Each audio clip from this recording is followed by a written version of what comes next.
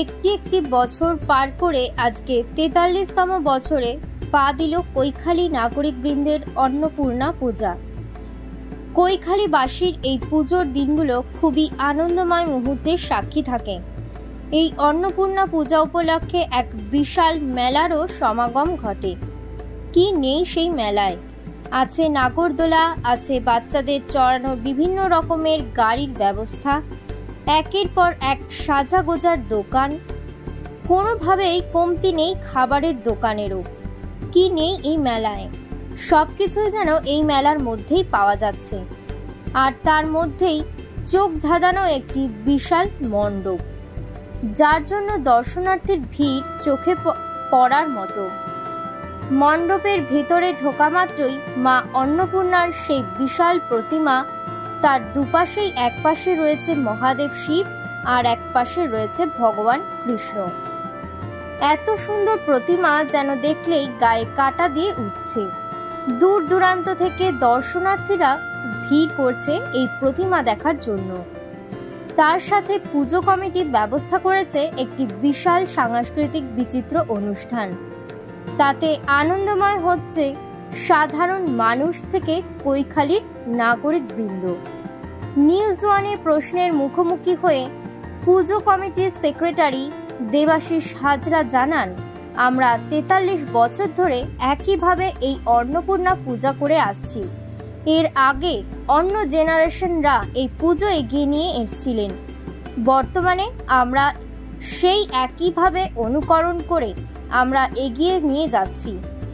এই পুজোর মাধ্যমে আমরা রক্তদান শিবির, পোশাক দেওয়ার ব্যবস্থা এবং বিভিন্ন ধরনের সামাজিক কর্মে আমরা লিপ্ত হওয়ার চেষ্টা করি।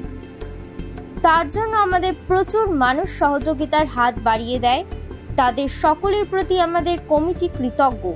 তাদের এই অন্নপূর্ণা পূজার মূল আকর্ষণ হলো বিশাল সংখ্যা আকারে ভোগ বিতরণ, যা এই কৈখালী নাগরিকবৃন্দ পুজোতে একটি দৃষ্টান্ত হয়ে থাকে।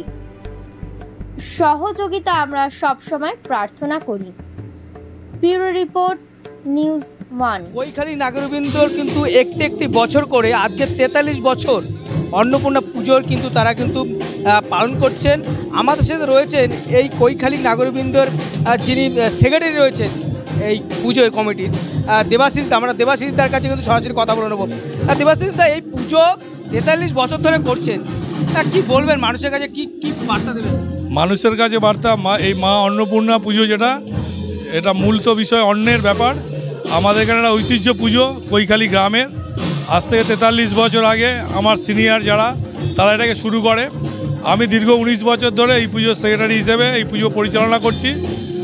মানুষের কাছে আমাদের বার্তা হচ্ছে এই পুজোটাকে আরও ভালোভাবে করার জন্যে সকল মানুষের কাছে ধর্ম মত নির্বিশেষে এই পুজোকে সবাই সাহায্য সহযোগিতা করে। এই পুজোর মূল বৈশিষ্ট্য হচ্ছে অন্নভোগ, যা আমাদের ঐতিহ্যশালী। সকাল ৬টা থেকে ভোগ রান্না শুরু হয়, রাত্রির ১২টা অবধি আমাদের উনুন জ্বলে। প্রায় আনুমানিক ৩০ থেকে ৪০ হাজার মানুষ ভোগ আমরা দিই এখান থেকে, এবং সেই সারা গ্রামের মানুষ এই ভোগ গ্রহণ করেন। এবং এই পুজোকে সফল করার জন্যে এলাকার এবং এলাকার বাইরের অনেক মানুষ আছেন যারা সাহায্যের হাত বাড়িয়ে দেয়, এবং প্রত্যেকের আশীর্বাদের এবং মায়ের আশীর্বাদে, মায়ের কৃপায় এই পুজো আমরা প্রতি বছর সুষ্ঠুভাবে আমরা পরিচালনা করছি। এবং লোকাল প্রশাসন এবং লোকাল পৌর প্রতিনিধি আমাদের সব রকমভাবে সাহায্য সহযোগিতা করেন এবং আমাদের পুজোটাকে সাফল্য রূপ দিয়েছেন। এবং আমাদের এই পুজোর মূল বিষয় হচ্ছে আমাদের রক্তদান শিবির, সামাজিক কাজের মধ্যে বস্ত্র বিতরণ থাকে, এবং ডেঙ্গুকালীন আমরা কাপড় পাল্টে মশারি প্রদান করতাম।